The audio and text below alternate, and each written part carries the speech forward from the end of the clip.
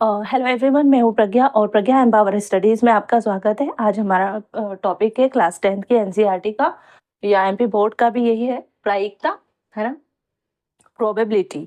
और अगर आप किसी कॉम्पिटिटिव एग्जाम की तैयारी कर रहे हैं तो वहाँ भी आपको प्रायिकता आपके सिलेबस में देखने को मिलेगा।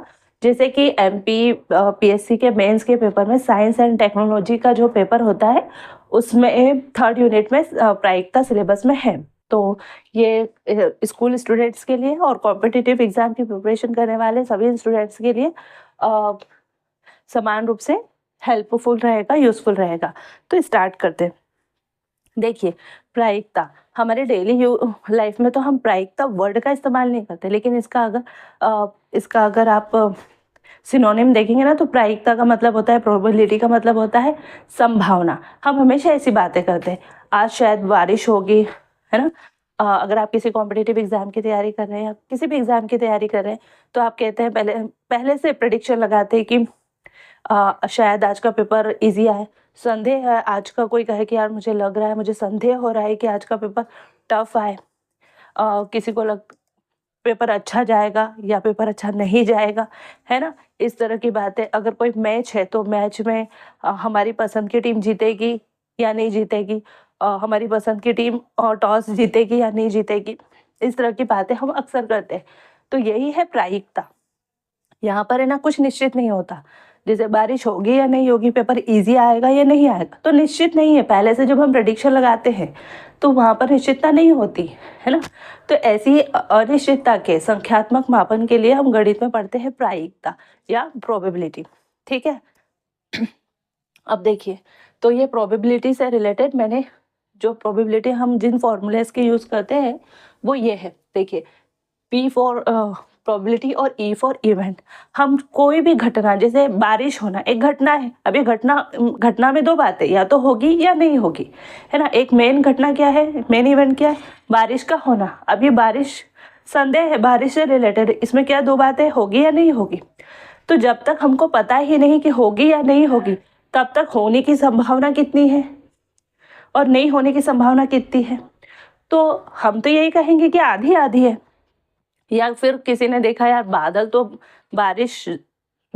छाए हैं, तो हम थोड़ी और परसेंट बढ़ा दे कि हम कह सकते कि 60%, जैसे अगर हम परसेंट में बात करें तो हम बोलते हैं 60% होगी और 40% नहीं होगी। तो जब हम परसेंट की बात करते हैं तो ओवरऑल परसेंट, टोटल परसेंट हम कितना मानते हैं, 100%। और हम उस परसेंट को फिर कैसे डिवाइड करते हैं, 100 को ही डिवाइड करते हैं ना। 60% होगी और 40% नहीं होगी, है ना। या 99% होगी, 1% नहीं होगी, तो अभी हम कितना, टोटल क्या होता है इसका, 100 होता है।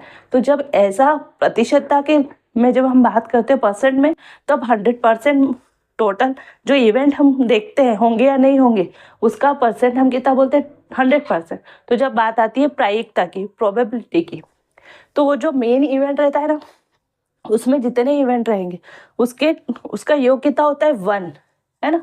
जैसे जैसे आपने एक सिक्का लिया और उसको उछाला, तो क्या आएगा, या तो चित आएगा या तो पट आएगा या तो हेड आएगा या टेल आएगा। तो जब तक वो गिरा नहीं, आपने उछाला और जब तक वो गिरा नहीं और आपने देखा नहीं, तब तक तो प्रोबेबिलिटी ही रहे, प्रायिकता ही है, अनिश्चितता है, क्या होगा क्या नहीं होगा। तो गिरने हेड आने की या टेल आने की, चित आने की या पट आने की संभावना कितनी है, आधी आधी, है ना। तो देखो, आधी और आधी कितना होगा, 1। तो प्रायिकता, जो टोटल प्रायिकता होगी ना किसी इवेंट की, कुल प्रायिकता होगी, है ना। जैसे डाइस की गिरने की, भाई गिरेगा तो वो, और कुछ ना कुछ तो आएगा, चाहे हेड आए या टेल आए।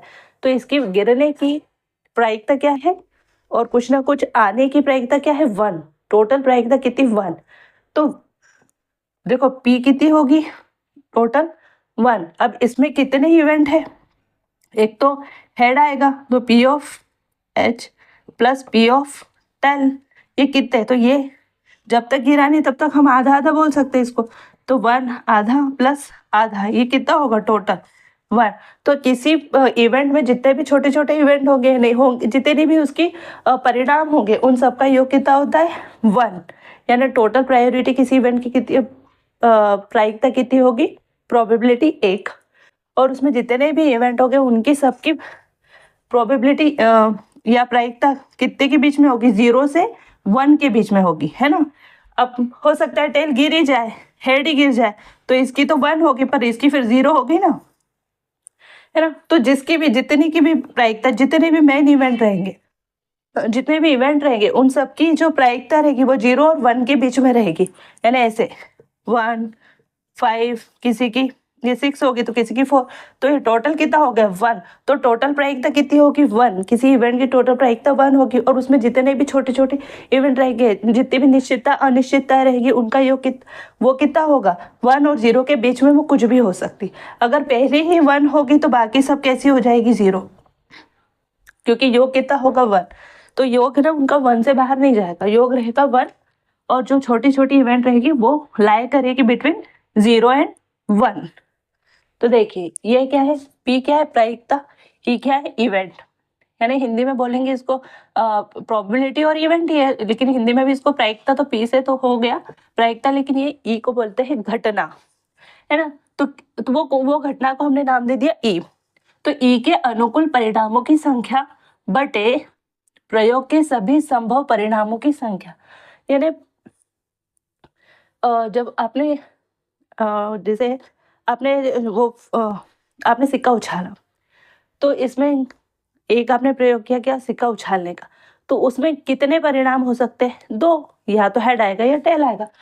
तो प्रयोग के सभी संभव परिणामों की संख्या क्या होगी, अगर सिक्के की केस की बात है, हेड या टेल की, हेड या टेल की बात है, तो कितने इवेंट है 1 और 2, यानी परिणाम कितने हैं 2, है ना। और E के अनुकूल परिणामों की संख्या, अब ये E क्या हो सकता है, ये P ऑफ H हो सकता है, यानी कि उसके हेड होने की क्या संभावना है।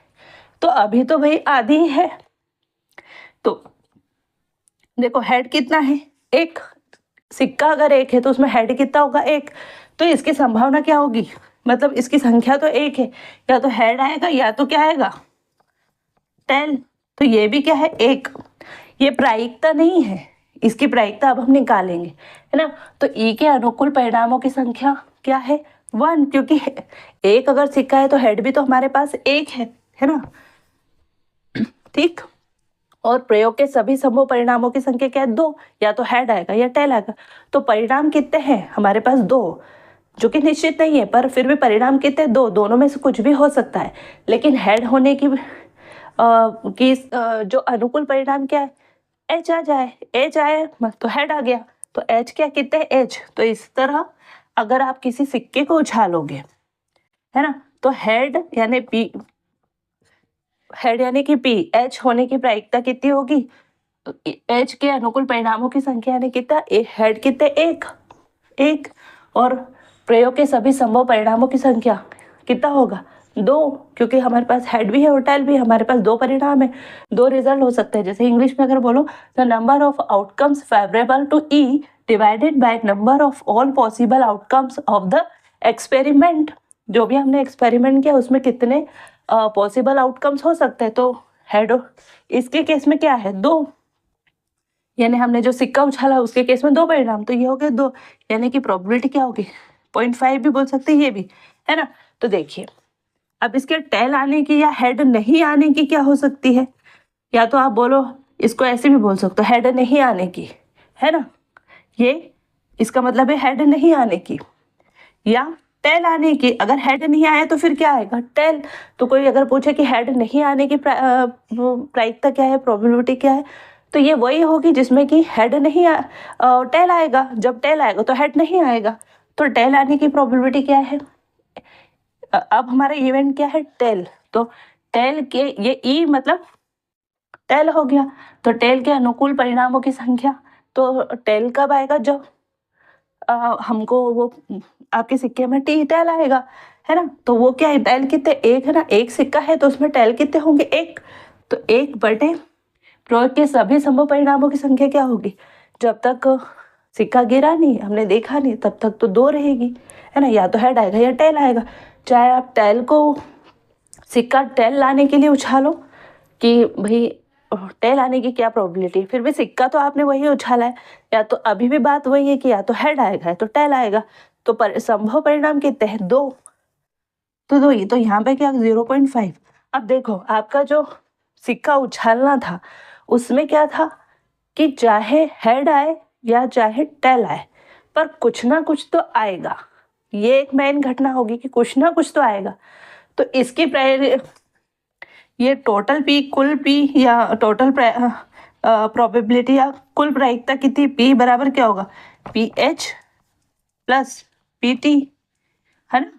तो आपने इसको क्या कह दिया, 1/2 प्लस 1/2, तो ये हो गया ना 1। और ये जो रहेगी, अगर ये 2 भी होते हैं 3 भी होते हैं, यानी आप एक साथ 2 सिक्के उछाल लो, तो एक साथ आपने 2 सिक्के उछाल ली। इस तरह का भी मैं आपको केस बताऊंगी। तो क्या है, अनुकूल परिणामों की संख्या से समझ में है आपको कि जब हम एक सिक्का उछाल रहे हैं, या देखिए आप, ये मैंने ये डाय बना के रखा आपके लिए, और मेरे पास डाय नहीं था, तो इसके ऊपर मैंने, देखिए इस साइड 1, जैसे आप लूडो खेलते हैं तो आप वो डाय उछालते हो, तो उसमें क्या 1 से 6 तक परिणाम होने के चांसेस रहते हैं। तो ये 1, इसके अपोजिट 2, ये 3, इसके अपोजिट 4, ये 5, और इसके अपोजिट है 6, 9 दिख रहा है आपको, 6, ठीक है। तो अगर मैं इसको उछालूंगी तो मुझे ऐसा नहीं होगा कि मैं इसको मान लूँ कि ये, जब प्रोबेबिलिटी हम पढ़ते हैं या प्रायिकता पढ़ते हैं तो हम ये नहीं मानते कि सिक्का खड़ा रह जाए, नहीं, वो बोलते हैं ना, वो पिक्चरों में आपने देखा होगा कि सिक्का आपका खड़ा ही रह जाए, ना तो हेड आए ना तो टेल है। तो इसको हम चांस में नहीं गिनते, इसको प्रायिकता में ऐसी स्टडी नहीं की जाती है ना। और ये आप इसकी भी मान करो कि ये कोने पे खड़ा हो जाए, तब आप क्या कहोगे मैडम, तो नहीं, इसको भी हम नहीं मानते। ऐसी कंडीशन भी हम काउंट नहीं करते कभी कि ये इस पर खड़ा हो जाए या इस पे ही खड़ा हो जाए, किसी कोने पे खड़ा हो जाए, सिक्का खड़ा गिर जाए, इसको हम काउंट नहीं करते, है ना। बिल्कुल नॉर्मल कंडीशंस की बात की जाती। या शोले मूवी में आपने देखा होगा कि शायद सिक्के पे एक ही साइड हेड या टेल था, तो उस तरह की सिचुएशन में काउंट नहीं की जाती कि आपके सिक्के पे ही दोनों साइड क्या हो, हेड या टेल। तो वैसे भी सिक्के काउंट नहीं होते, नॉर्मल सिक्के जिसमें एक साइड हेड हो एक साइड टेल हो, है ना, खड़े होने की सिचुएशन में काउंट नहीं की जाती। इसमें बिल्कुल फेवरेबल कंडीशंस मानी जाती, जो कि होती है। या आप अगर आप ताश खेलते हो तो उसमें 52 पत्ते होते, तो उसमें से एक पत्ता खींचे जाने की संभावना, तो जो जितने नंबर ऑफ उसमें कार्ड्स होते हैं, जितने तरह के कार्ड्स होते हैं, वही कार्ड्स माने जाते हैं। आप ऐसा नहीं बोल सकते कि मैंने एक कार्ड्स को हटा के उसकी जगह दूसरा डुप्लीकेट कार्ड लगा दिया, मतलब मेरे पास 4 इक्के थे तो मैंने उसको 5 इक्के डाल दिए, तो अब नहीं, ऐसा नहीं। वो कार्ड, नॉर्मल जो कार्ड होता है उसमें 52 तरह के जितने भी टाइप के, जितने संख्या में, जितने नंबर में जितने कार्ड्स होते हैं वो उतने ही होते हैं। बिल्कुल फेवरेबल, यानी आपको बिल्कुल बायस रहना पड़ता है, बिल्कुल ईमानदार होके इसको करना होता है ना। तो उन कंडीशन को चेक किया जाता है। तो देखिए ये डाय है ना, इसको डायस भी बोलते हैं, पर एक है इसलिए डाय। तो इसमें अगर मैं इसको फेंकूं तो इसके आने की संभावना कितनी है, इसके टोटल परिणाम कितने हैं, कुल परिणाम इसमें कितने होंगे, तो 6, है ना। 1 आ सकता है, 2 आ सकता है, 3 आ सकता है, 4 आ सकता है, 5 या 6, इससे ज्यादा तो कोई इसके परिणाम नहीं हो सकते, है ना। इसके 4 संभव परिणाम हो सकते हैं, इसके पॉसिबल रिजल्ट कितने होंगे, 6, है ना। ये या पॉसिबल आउटकम्स इसके कितने होंगे, टोटल 6, है ना। लेकिन मैं पहली बार उसको एक बार उछालूंगी तो इसके 1 आने की संभावना क्या है, क्योंकि ये 6 एक कब आएगा, जब ये वाली साइड आए, और ये साइड कब आएगी, जब इन 6 साइडों में कोई भी साइड आ सकती है। ये साइड आएगी, मतलब ये तो एक ही साइड लिखा हुआ है 1, तो इसके आने का चांस तो एक ही रहेगा ना। यानी इसके अनुकूल परिणाम 1 आने का परिणाम क्या होगा, जब ये साइड पर ऊपर आ जाए तो 1, तो ये कब आएगा, इसके अनुकूल परिणाम तो एक ही हुआ ना, क्योंकि ये पूरी डाइस पर हर नंबर एक बार लिखा है, तो इसके एक बार आने का चांस, इसका अनुकूल परिणाम भी एक ही होगा, है ना। तो इसका 1, और इसके ई के अनुकूल परिणामों की संख्या, यानी हम अब पी ऑफ 1 के लिए देख रहे हैं। हमारा जो ई है ना 1 है, हम 1 के आने का प्रायिकता देख रहे हैं या प्रोबेबिलिटी की, जब मैं ये डाई फेंकूंगी तो 1 के आने की प्रोबेबिलिटी क्या होगी। तो 1 के आने का अनुकूल या number of outcomes favourable to E, यानी ई के लिए फेवरेबल कंडीशन रहेगी जब ये एक ऊपर आए और ये 6 साइड्स में से सिर्फ एक साइड पे 1 लिखा है, इसलिए इसका अनुकूल परिणामों की संख्या 1 होगी। प्रयोग के सभी संभव परिणामों की संख्या क्या होगी? मैं इसको ऊपर फेंकूंगी, ये नीचे गिरे, तो ये 6 साइड में से कोई भी साइड ऊपर आ सकती है, तो इसके कुल संभव परिणाम क्या होंगे? 6, तो 6। बस यही है इसकी प्रायिकता। 1 आने की प्रायिकता क्या है? 1। अब इसके 4 आने की प्रायिकता क्या है? तो फिर मैंने इसको फेंका, मुझे देखना है PO4 के लिए, है ना, है ना, PO4 के लिए देखना है। तो 4 कब आएगा? जब ये साइड ऊपर आए, और ये तो 6 साइड्स में तो सिर्फ एक साइड पे ही 4 लिखा हुआ है ना। तो इसके अनुकूल परिणाम क्या है? जब ऊपर ये वाली साइड आ जाए तो 4 आ जाएगा, तो 1। तो 4 के अनुकूल परिणामों की संख्या क्या होगी? 1। और प्रयोग के सभी संभव परिणामों की संख्या क्या होगी? 6। क्योंकि जब मैं इसको फेंकूंगी तो आ तो कुछ भी सकता है, 6 में से कुछ भी, 6 परिणामों में से कुछ भी परिणाम होगा। 1 आएगा, 2 आएगा, 3 आएगा, 4, 5, 6, कुछ भी आ सकता है। तो टोटल परिणाम कितने हैं? 6। तो इसकी प्रायिकता के भी 6। इसी तरह 4 की, 5 की, 6 की, सबके परिणामों की संख्या क्या हो सकती है? 1/6। अब देखिए यहाँ पे भी क्या था? हाफ हाफ थे, अनिश्चितता थी, होगा चित और पट में भी होगा और नहीं होगा, हाफ हाफ था। तो समान प्रायिकता है ना, समान प्रायिकता, तो इसको कहते हैं समप्रायिक। यानी ये जो परिणाम है, ये जो इवेंट है और ये जो घटना है, चित आने की या पट आने की, समान थी, क्योंकि दो हमारे पास एक चित है और एक पट है। जब सिक्का है कि तो एक चित है एक पट है, तो ये हो गए समप्रायिक। ठीक है। वैसे ये डाइस में हमारे पास 6 इवेंट टोटल, परिणाम तो 6 थे, और हर नंबर एक बार लिखा है, तो हर नंबर के आने का प्रायिकता क्या है? 1/6, है ना। हमने 4 को भी देखा तो 1/6 आएगा, 1 को भी देखा, वैसे ही हमने P(2) देखा होता ना, 2 के लिए भी यही आएगा, P(3) के लिए भी 1/6 आएगा। क्यों?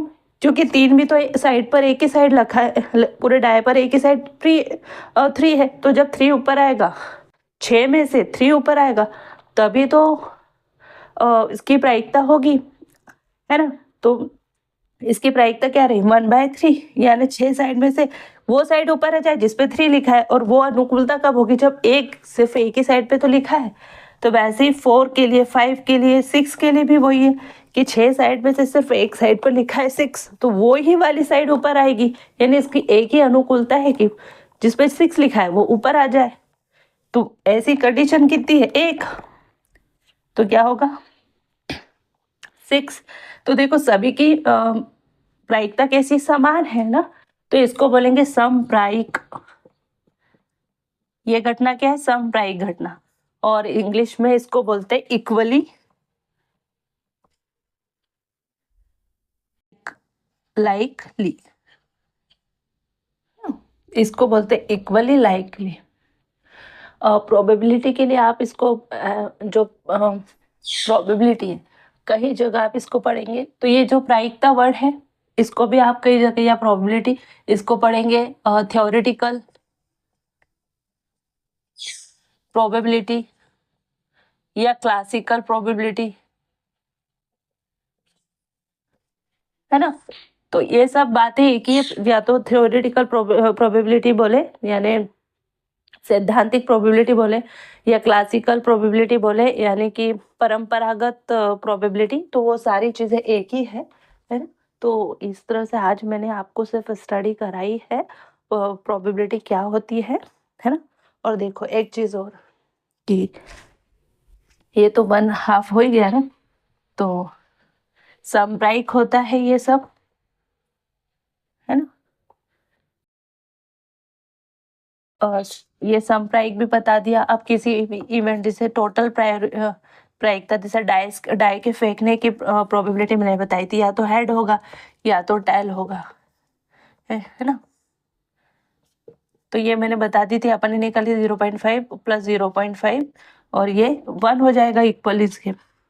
जैसे अब मैंने बताया, इसकी बताई थी P(1), है ना, 1 के आने की प्रोबेबिलिटी या 1 के आने की प्रायिकता, जब एक डाई को हमने ऊपर फेंका है, तो थी 1/6। क्यों? क्योंकि एक का अनुकूल परिणाम तभी था जब एक आए, ऊपर वो एक वाली साइड आ जाए, और वो 6 साइड में से सिर्फ एक ही साइड पे लिखा हुआ है, इसलिए उसकी अनुकूलता भी एक ही हुई। और टोटल साइड कितनी है? 6। और मतलब और 6 साइड्स पे, हर साइड पे अलग अलग नंबर है ना। तो ये क्या हो गया, कुछ भी उन 6 में से कुछ भी आ सकता है। तो हमारे पास जो संभव परिणाम है वो 6। इस तरह से P(1) की प्रोबेबिलिटी कितनी हुई? 1/6। लेकिन आपको अगर पूछा जाए कि ये तो एक आने की थी, एक आए इसकी प्रोबेबिलिटी थी, है ना, पर एक ना आने की प्रोबेबिलिटी क्या होगी? तो देखो, इसका अगर आप ऑब्जेक्टिव क्वेश्चन सॉल्व कर रहे हैं, और नहीं भी अगर आप पूरा कॉम्प्रिहेंसिव भी लिखेंगे, तो ज़्यादा अगर कुछ नहीं पूछा, बस एक आने की प्रोबेबिलिटी पूछी और एक ना आने की प्रोबेबिलिटी, तो देखो कुल प्रोबेबिलिटी कितनी है? 1। एक आने की प्रोबेबिलिटी आपको पता चल गई, आपने निकाल ली, प्लस एक ना आने की प्रोबेबिलिटी क्या होगी? एक आने की प्रोबेबिलिटी और एक ना आने की प्रोबेबिलिटी, ये सब कितना होगा? एक ना आने की प्रोबेबिलिटी का मतलब क्या होगा? एक ना आए, यानी 1 2 3 4 5 6 में से एक ना आए, ये 5 चलेंगे, है ना। तो ये इन सब का टोटल योग क्या होगा? 1। तो ये तो 1 है टोटल प्रायोरिटी, किसी के आने की और किसी के ना आने की। इसका मतलब है एक आएगा, और अगर एक नहीं आएगा इसका मतलब क्या है? 2 आएगा, 3 आ सकता है, 4 आ सकता है, 5 आ सकता है, 6 आ सकता है। यानी इन सब की प्रोबेबिलिटी थी तो एक ही। एक आने की प्रोबेबिलिटी थी तब हम एक काउंट कर रहे थे, नहीं आने की बोली तो इसका मतलब बाकी सब है। तो एक आने की प्रोबेबिलिटी यानी 1/6 प्लस, अब ये हम देख लेते कि एक ना आने की प्रोबेबिलिटी क्या है, एक ना आने की प्रोबेबिलिटी क्या है, तो ये इधर चले गया P ऑफ, तो 1 - 1/6 तो क्या होगा? 6 - 1/6 इक्वल टू 5/6। अब देखो एक ना आने की प्रोबेबिलिटी क्या होगी? जब एक ना आए पर बाकी क्या है? 2 आए, 3 आए, 4 आए, 5 आए, 6 आए। जब एक नहीं आएगा तो बाकी सब क्या आएंगे? एक न आने के लिए अनुकूल परिणाम क्या हो सकते हैं? 2 आए, 3 आए, 4 आए, 5 आए, 6 आए। तो कितने परिणाम हो गए? 1 2 3 4 5 हो गया ना, 5। और टोटल परिणामों की संख्या, प्रयोग के सभी संभव परिणामों की संख्या। हमने माना जरूर है कि हमको प्रोबेबिलिटी निकालनी है एक न आने की, लेकिन संभव परिणामों में तो वो भी काउंट होगा, क्योंकि संभव परिणाम कभी नहीं बदलेंगे। वो कितने हैं? 6, तो हमेशा 6 रहेंगे, चाहे किसी के आने की प्रोबेबिलिटी निकालनी हो, किसी के न आने की प्रोबेबिलिटी, है ना। एक के आने की प्रोबेबिलिटी हो या एक के न आने की प्रोबेबिलिटी, पर संभव परिणामों की संख्या कितनी रहेगी? 6। यानी पॉसिबल आउटकम्स की संख्या नंबर कितना रहेगा? 6, तो वो तो हमेशा 6 ही रहेगा। और एक न आने का मतलब क्या है? 2 आए, 3 आए, 4 आए, 5 आए, 6 आए, तो बाकी 5 आ सकते हैं। बाकी 5 नंबर जो डाई पर जितने 5 टोटल 6 अंकों में से बाकी अंक आए पर एक ना आए, तो एक न आने की अनुकूलता क्या है? बाकी 5 साइड आए पर ये साइड ना आए जिस पर एक लिखा है, तो 5/6, है ना। तो आप इसको इस तरह से भी कर सकते हैं, इस सूत्र से, ये वाले फॉर्मूले से, है ना, ये हिंदी में इंग्लिश में, और या आप इसको इससे भी सॉल्व कर सकते हो। तो देखिए, ये मैंने आपको प्रोबेबिलिटी के बारे में पूरे टॉपिक से रिलेटेड बातें बताई है। कल मैं इससे रिलेटेड क्वेश्चन आपको सॉल्व करा दूंगी, तो आपकी प्रैक्टिस बहुत अच्छे से हो जाएगी। तो मिलते हैं नेक्स्ट वीडियो में, तब तक के लिए जय हिंद, जय भारत, थैंक यू।